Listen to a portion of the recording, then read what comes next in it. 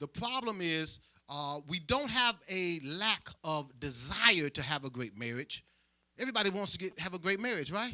So it's not a lack of desire. You get married, you get up to the altar, you're really excited. Oh, mine's going to work. We're going to be happy. Whoa, this is going to be it. It's not a lack of desire. The problem is we have a lack of knowledge. We don't know the tools or the secrets or the relational skills in order to have a successful marriage. So today we're going to be sharing some of those skills you need in order to have a passionate, everybody say passionate, a passionate marriage. And the way to do that is to understand that our thoughts create our actions. Our actions, in turn, create habits. And then our habits create our destiny. Our thoughts create our actions create our habits, and our habits create our destiny. And if we want the destiny of a passionate marriage, you see, because I want you to have a marriage that, when you're 70, 80 years old, you're walking in the mall, you're holding hands, sweetie, I love you, baby. You might be on your cane, but you're still passionate. You ever see the old people in the mall and they still hugging and kissing on each other? Then you see some old folk that they trying to kick each other. And I don't want that to be you. I want you to be the hugging ones 30, 40, 50 years down the road. And so what we have to understand is that we need to change our thoughts into habits. That's where we get lost. It's not that we don't have the thought of a good marriage. It's like losing weight. I'm going to get in shape, right? You think that, right? And then we start acting on it. We had our New Year's resolutions. We're going to lose 20 pounds this year. We can start getting in shape. You buy the equipment. So you start the action.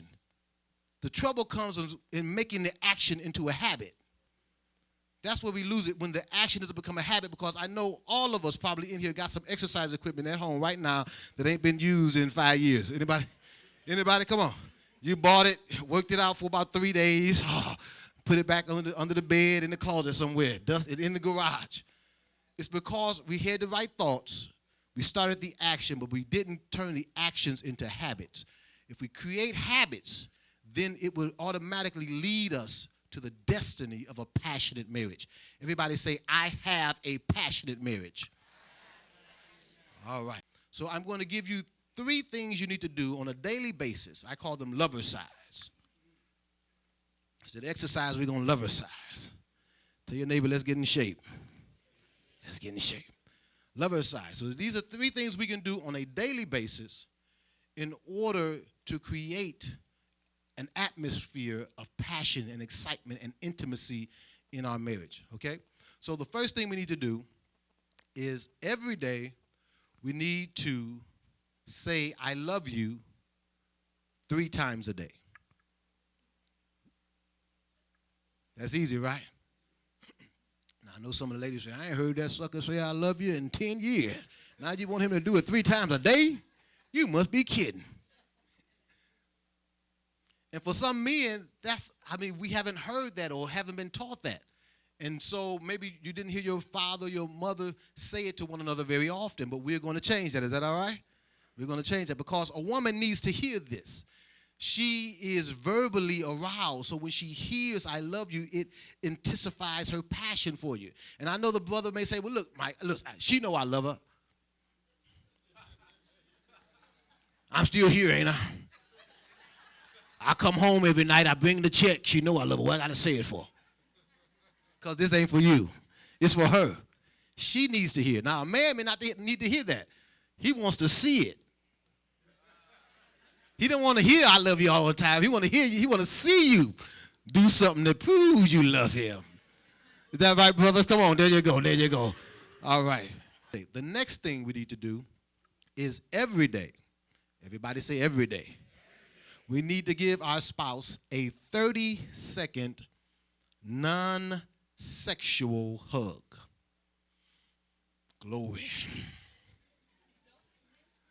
30-second non-sexual hug. Now, non-sexual means non-sexual. That means when we hug, brothers, that means the hands have to stay above the waist. Right here. Only rubbing goes in between the waist on the back. We can't dip low. None of that. Okay? No groaning like, None of that. It's non-sexual. Every day we need to do this. How often, fellas? Every day. The reason why we do this is because a woman needs to be touched non-sexually in order to respond to a man's sexual touches. So if all she gets are your sexual touches, and every time you touch her, you want to have love and make love, the first thing she's going to say is, you just want sex.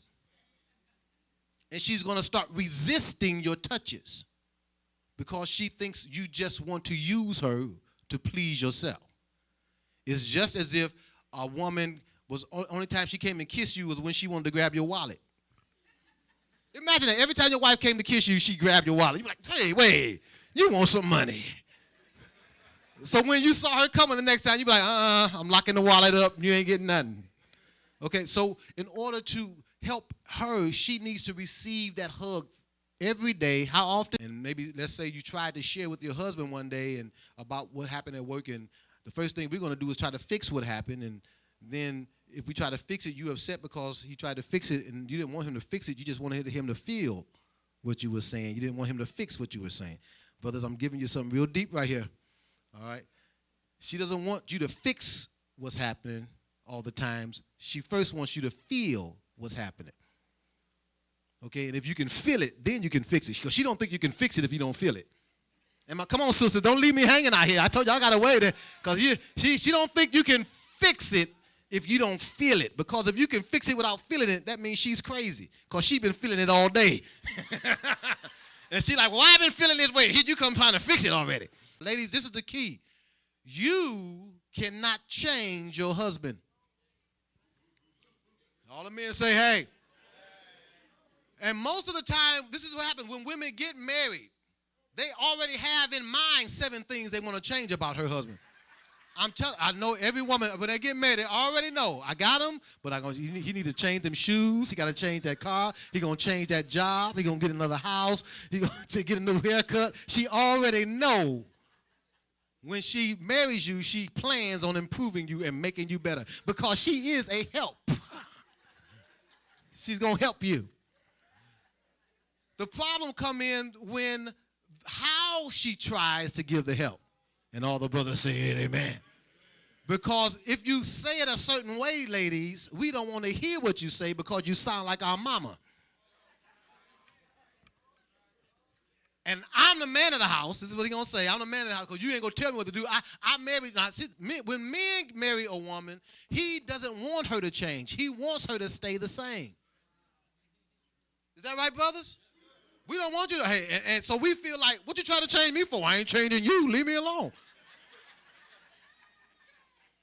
That's how we feel because we don't want you to change. We want you to stay the way you are. 20 years from now, she's still the way. Man, oh, she's still as sweet as she was 20 years ago.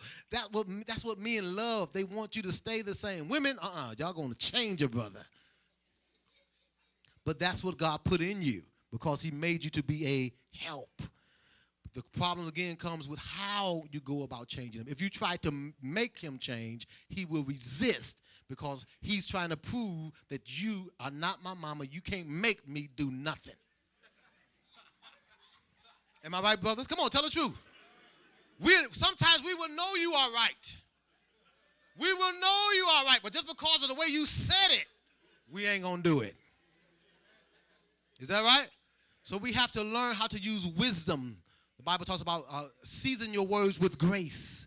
See, there are some women who could get their husband to kill for them. Literally. And then there's some women who can't get their husband to take the trash out for them. What is it? It ain't the man, it's the woman. It's how you minister to his grace, how you speak to him, and how you respect him. And a man would do anything for a woman that respects him. We're going to get to that later. Yes. Anything for a woman who respects him. Because, you go in the room and you shut off the lights. It's dark in here. Where you at, baby? I don't want you to see me. I got these scratch marks and my breasts, they sagging and they got this hip over here. He want to see you, woman. Let that man see you. Because you his. You're his. And so he wants to behold your beauty. So don't restrict him from that. And so, ladies, when your husband says, baby, you're beautiful, When he sees you naked, although you're like, ooh, I got this, I got that, that's wrong, I'm overweight. He says you're beautiful. So when he sees you as beautiful. You a 10. He doesn't see the stretch marks. Come on, brother, tell me the truth. He don't see that stuff. I'm sagging, I got this pouch over here. No, he doesn't see that. You are beautiful in his sight. Thank you, Jesus. So when y'all making love, I'm just giving you a little bit. Hey, you got to give a little light, little candlelight. Let him behold your beauty. Is that right, man? Something powerful about that is this. God has designed the man that whenever he reaches an orgasm, when he releases, chemicals release in his brain. Okay? Endorphins release in his brain, and it makes him feel good. And whatever he is looking at, he becomes more attracted to. Whatever he's looking at, he becomes more attracted to. So if it's dark in there, we don't know what you looking at. You got to use a little candlelight. Now, I'm not saying you got to, have the floodlights on, but we need to see a little bit around here. Ladies, he needs respect. He needs you to respect, number one, he needs you to respect his work. Don't put down what he does because he's attached to what he works for. So if he's working and you're talking, you got that little bitty job, I can't stand it. You can't make that little check. You don't put down his work. You put down his work, you put him down. Okay? So don't now if he could get a better job, talk him up, not what he does down. Sweetheart, I know you can do better than that. You're so good. You have so many qualities, so many talents. You can improve on that. So you can talk him up without putting his work down. What society do is that if you get married, you're going to lose yourself. But you're not supposed to lose yourself and become bitter. You're supposed to improve yourself and become better. That's God's plan.